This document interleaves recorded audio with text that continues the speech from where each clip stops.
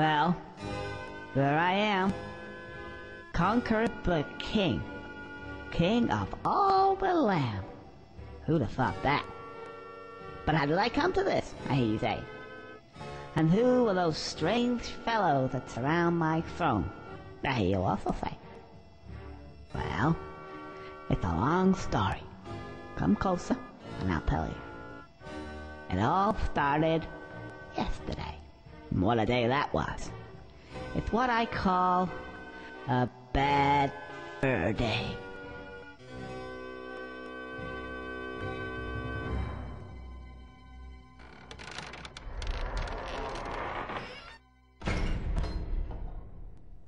Conker's Bad Fur Day is an action platform video game developed by Rare and released for the Nintendo 64 video game console in 2001.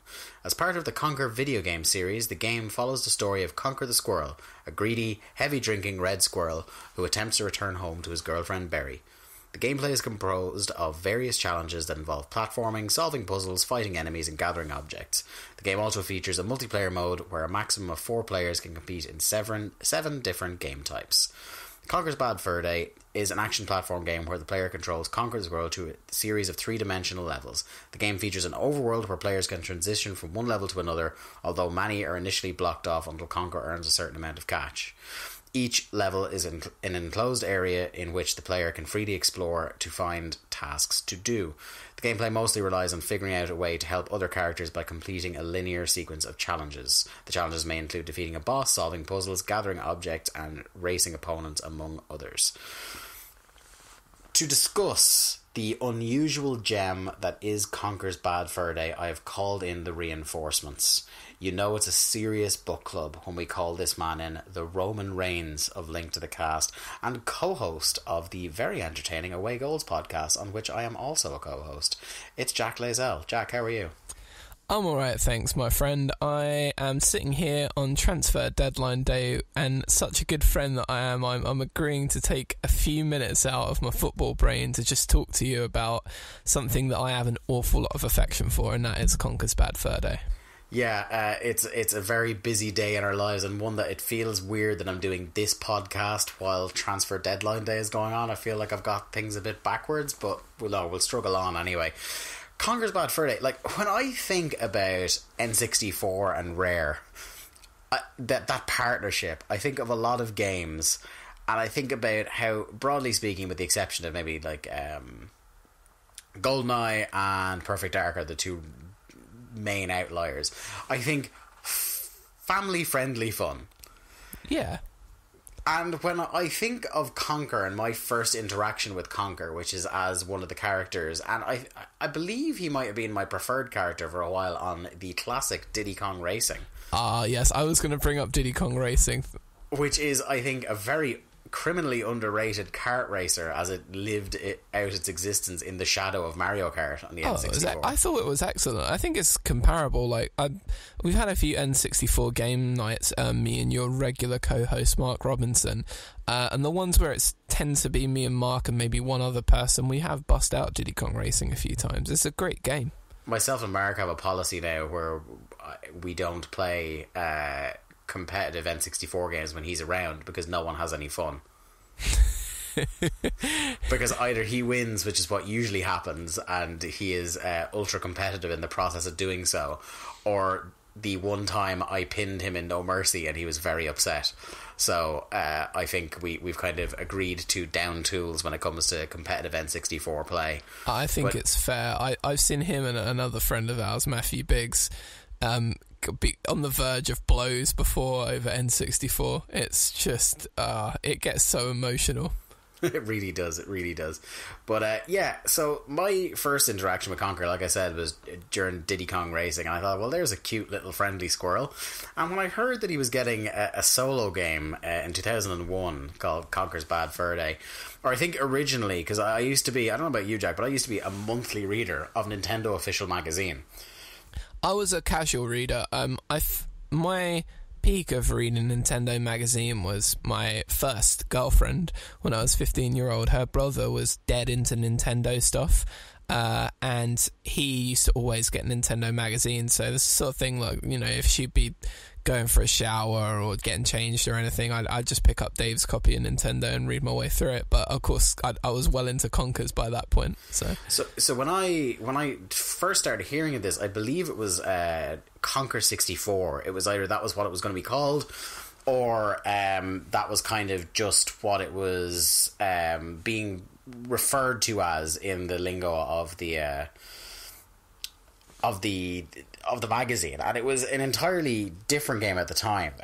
Wikipedia here has it that you would have been able to control Conker in action-based settings and Berry in strategy-based settings, with the possibility of two-player split-screen gameplay. It was an entirely different game and didn't have, shall we say, the edge that it would then go on to have when it was called... there's the full original name was 12 Tales Conker 64.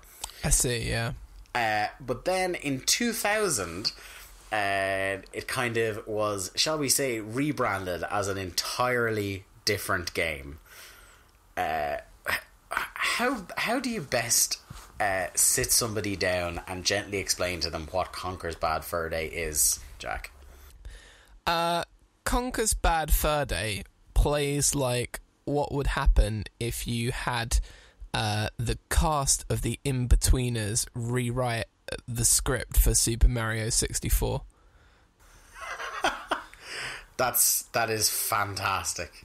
Because it's exactly like, there's the boss element, and you're collecting money instead of collecting coins, you're collecting notes, except that every single section of the game either has a some sort of scatological humour, or a dick joke, or someone throwing up, or some sort of bodily fluids being spilled, and it's just absolutely hilarious in every possible way. The closest I could come to kind of trying to explain it to people was, it's basically like what would happen if the team that developed Banjo-Kazooie were locked in a room, spiked with LSD, and made to watch South Park.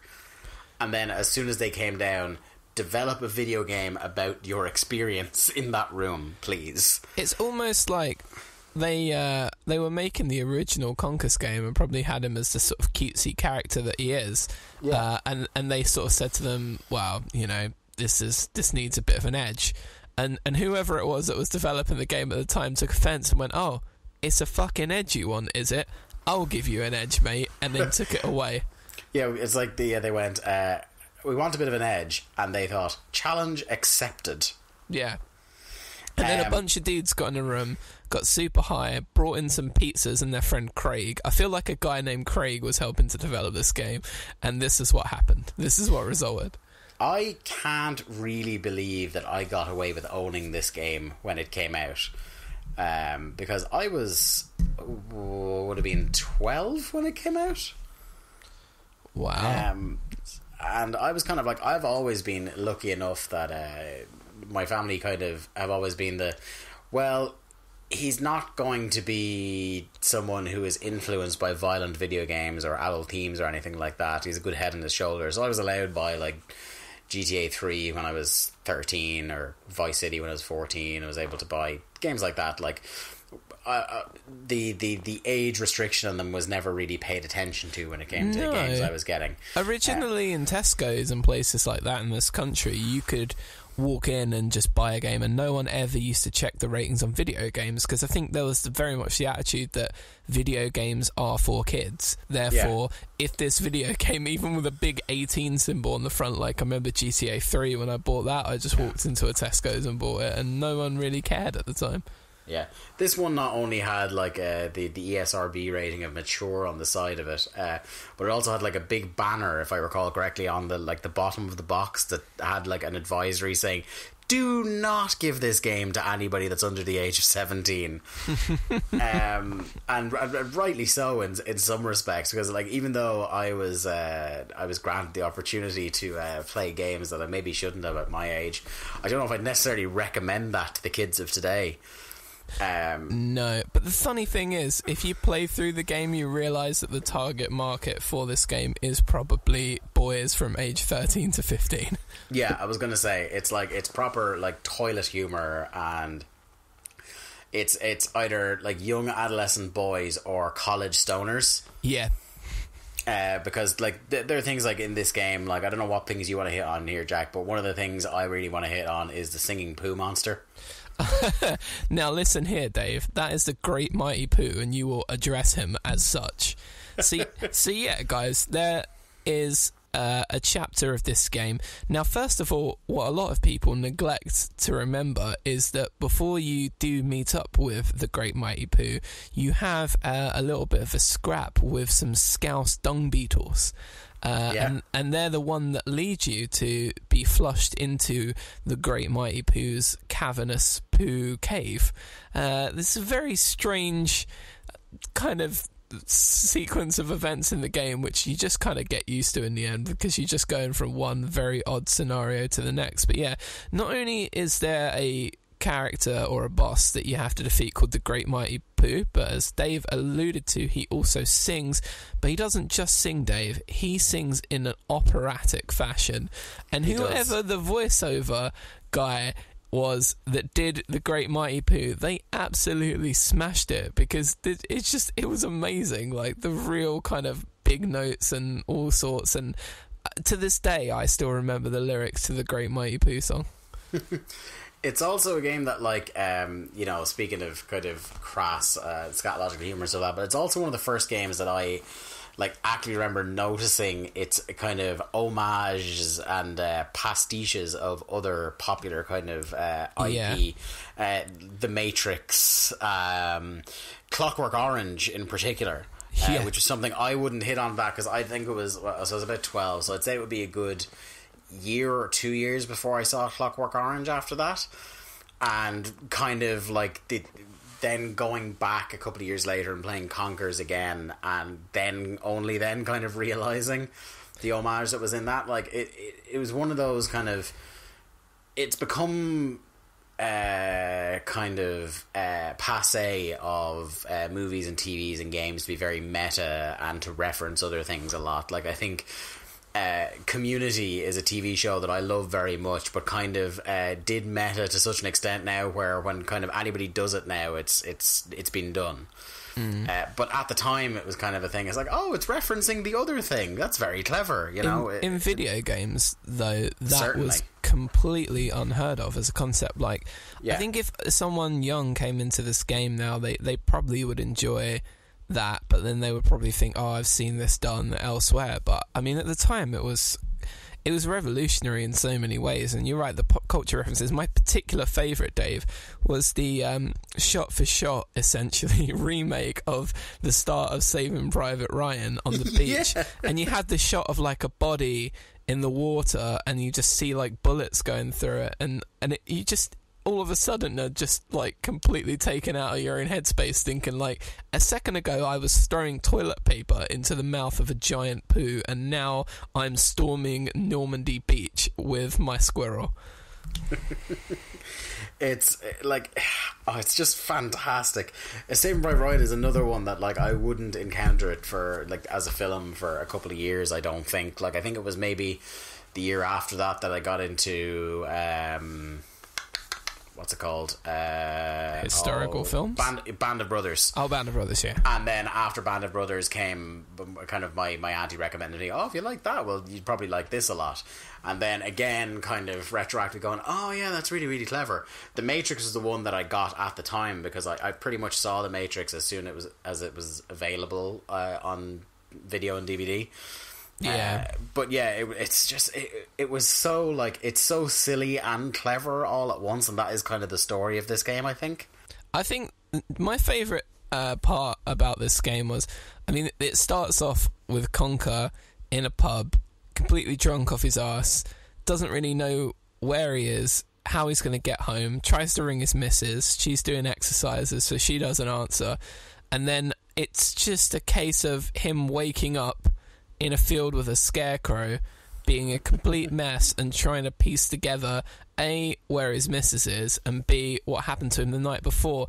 And the whole reason that he ends up in peril in this game is because the king, who is also a giant panther with a shit-eating grin on his face, as we find out very early in the game, has a side table next to him in his throne room that one of the legs is broken, and he calls in his top scientist, and his top scientist decides that the measurement for another table leg, instead of just fixing it with tape or just making it again out of wood, is the perfect height for a red squirrel, and therefore the game is set up. They are trying to find Conker so he can balance out the king's table leg. It's utterly bananas. Mental. It really is. It's absolutely mental. Like, it's kind of in the vein in terms of like its silliness, and also it's kind of pitching at a slightly older audience than you might think. Kind of reminds me of like that prime era of like Animaniacs and Freakazoid, where like on the face of it they look like children's cartoons, but when you actually listen to and pay attention to what's going on, it is not being pitched to kids. I think Shrek is the best example of that, actually. Like, I know it's quite cliche because so many people love it, but that's because it's damn good. Like, it does appeal to kids and it does appeal to adults, and there you've got risque moments with particular things, and Conkers has that, but it does go over the line quite a lot of the time, and in a brilliant and most entertaining way. You know, the funny thing about this game, Dave, as well, is this is a sort of game where, you know, if it's a rainy afternoon and you're not particularly doing anything, you could sit down and probably complete this in maybe 5-6 hours and just have an absolute ball doing it. The other thing, one of the things that's really striking about this game, especially for a game of that time, is not only kind of the way in which it's a very, very adult teen game in a world of games are for kids, but it's the level of voice acting that's happening in a Nintendo 64 game is unparalleled, I think. Yeah, they had the really good sound in this game. I think this is right towards the end of cartridge territory for Nintendo as well, just before they launched the GameCube. And yeah, there's a lot of voiceover acting and a lot of really good and sharp sound. Like, the sound is probably one of the better elements of the game, because graphically I'd say it is essentially just Banjo-Kazooie, but yeah.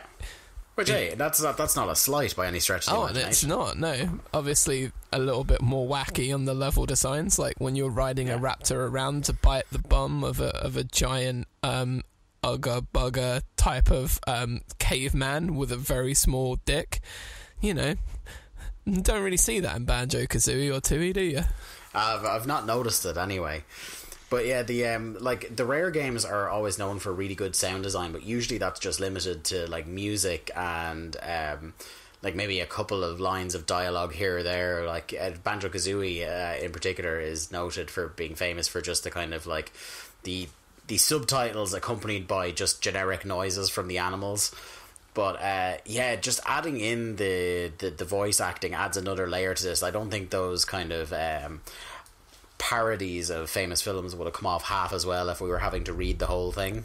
No, absolutely not. And I mean, I just want to make mention of some random side characters that pop up that I think the voice acting is just dead on. Please, yeah, because I'm going to move into critical reception next. So yeah, give us some of your highlights that we haven't mentioned so far.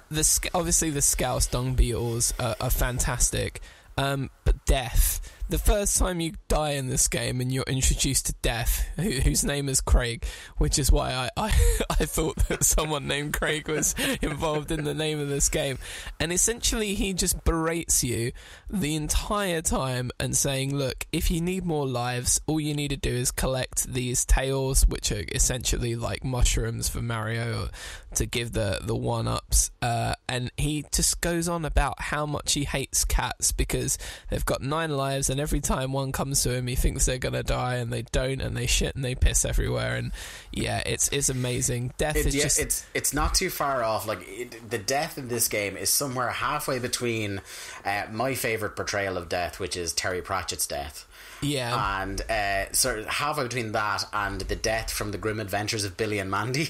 Yeah, and I'd also throw in Dante from Clerks, because there is a very I'm not supposed to be here today kind of feel to Death's actions. Yeah. Like, you could not be inconveniencing him more by the fact that you've just died, which I think is a really good way to guilt trip people into playing the game properly. And you know what? It's a game with probably the most narrow learning curve ever. Like, how quickly you pick up the game.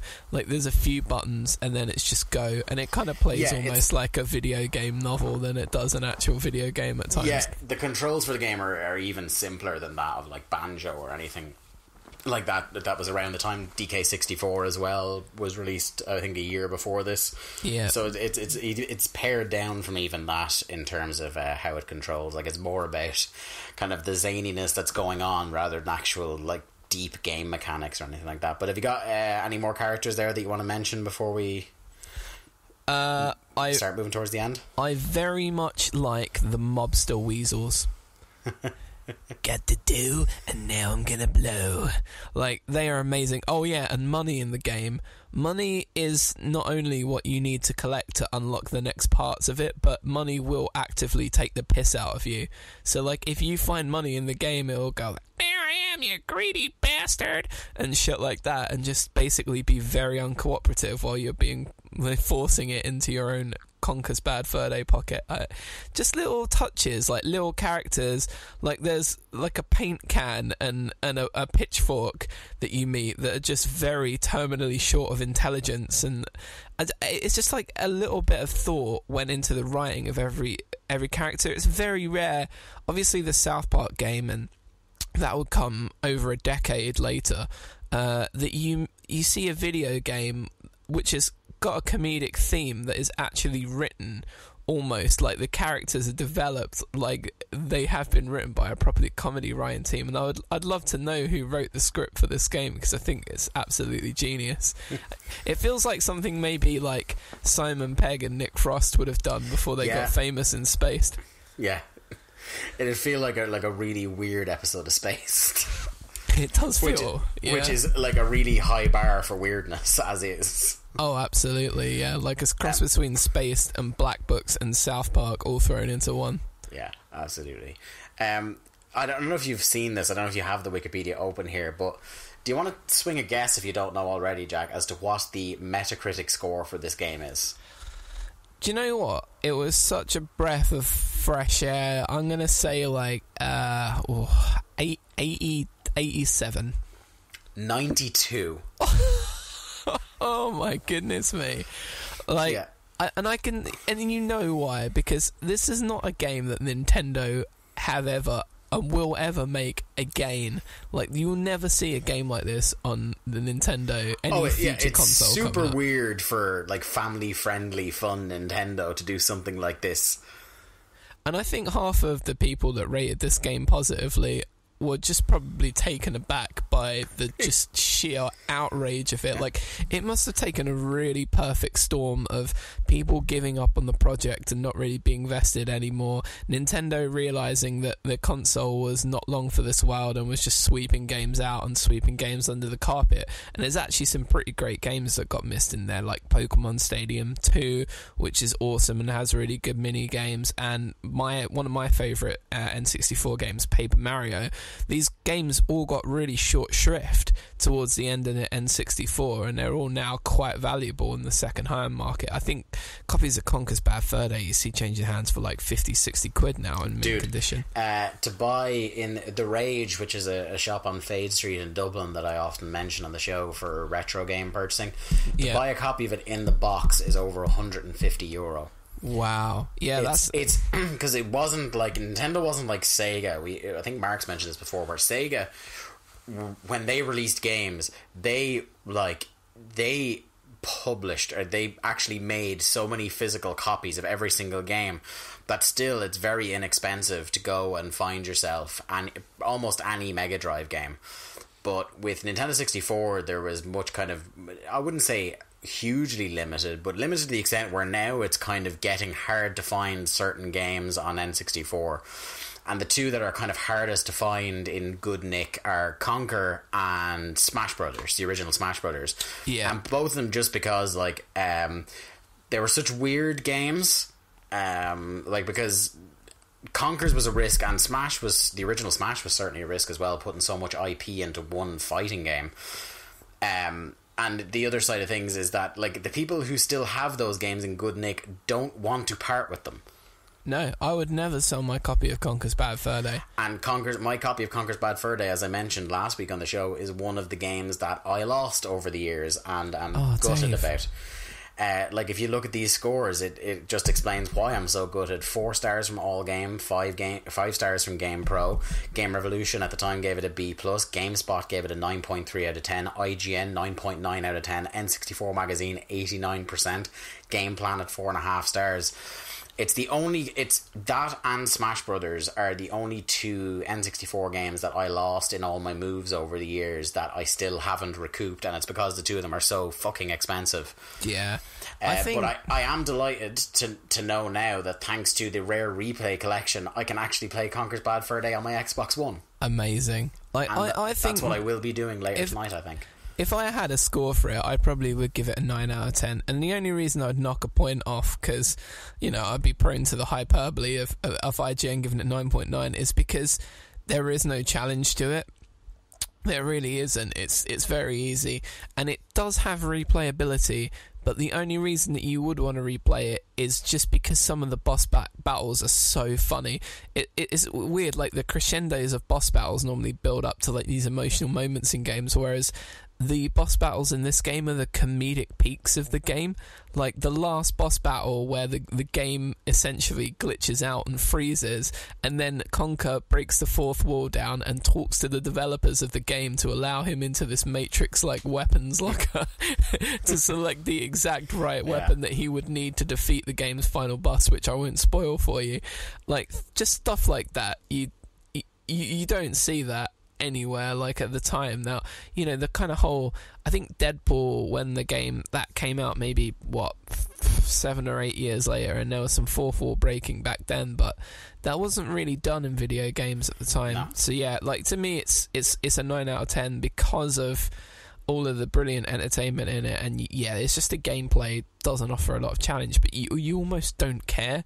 Like, you will happily play through this again, and it's like, I've seen some of my favourite comedy films. Like, I've seen Anchorman like multiple times. I've seen Clerks multiple times, Mallrats multiple times, and 40-Year-Old Virgin, and films like that. And I feel like Conker's Bad Fur Day, like every now and then, even if I don't necessarily want to go and play, I can just go to YouTube and I can just watch someone else do the boss battles from the game, and it just always makes me happy, and I can quote my way through most of the scenes in it, because it just feels like that tried and trusted go-to comedy film that I'll put on when I'm feeling like sad or pissed off or whatever. Yeah, absolutely. I think that's a great elevator pitch from you even for that game. And mine is just like, get this game and play it. Like, because it's on the Rare Replay collection, if you have an Xbox One, you're able to get it and some absolutely phenomenal games for relatively cheap in a big collection. And the other thing is, the reason you absolutely need to play this, and the reason it's so strange, is that there will never be a game like this again, I don't think, that Nintendo will make. No way. A game this weird, this filthy, this adult-themed, and this kind of self-aware and referential of other popular intellectual property. This perfect storm, you said it yourself, this perfect storm is never ever going to happen again. And you could tell from the fact that Nintendo wanted absolutely nothing to do with it. When the Wii came out and they were talking about the Virtual Console, which was one of the things that I think sold a lot of people on the Wii who didn't want to be waving their arms around and moving about, when they brought out the Virtual Console, that was another game changer, and that was exceptionally successful. But this thing got nowhere near that Virtual Console, because I think anytime Nintendo are reminded that this happened, they almost just want to sweep it under the carpet. So at some point, Microsoft managed to buy into it, and it's now available. And I think it was available on either the original Xbox, or was it the Xbox 360 Arcade? I can check for you here now. It has been available on... Oh, they haven't updated it here on... Xbox in 2005, the original Xbox. Yeah, it was on the original Xbox, and that did quite a good bit of business, I think, because it was just sort of the people that had got rid of all their N64s are broken, and it was kind of wearing gradually down, so they thought they'd get themselves a copy of it on the original Xbox, which I think is really cool that you could do. So yeah, you won't see Nintendo just get anywhere close to this. Like, even things like Bayonetta, when I see Nintendo be involved in, I'd still just think, what the hell? Like, that surprises me. But once you play through this game, you would just think, how did this happen? Who fell asleep? Yeah, it is a big who fell asleep moment, and it's something that needs to be celebrated in history, because every now and then something great happens. Like, you know, my comparison would be Scott Pilgrim versus the World in film. We don't have enough time to talk about how that was legitimately one of my favourite comic books and favourite movies. But a very, very niche indie comic book was given an 80-90 million pound film budget. Yeah. And directed by a very cult film director, starring a guy who just was coming off like Juno and all sorts of stuff at the time. And how in the hell has studio ever gave £90 million for them to do that project? And that will never happen again. And this is exactly the same thing.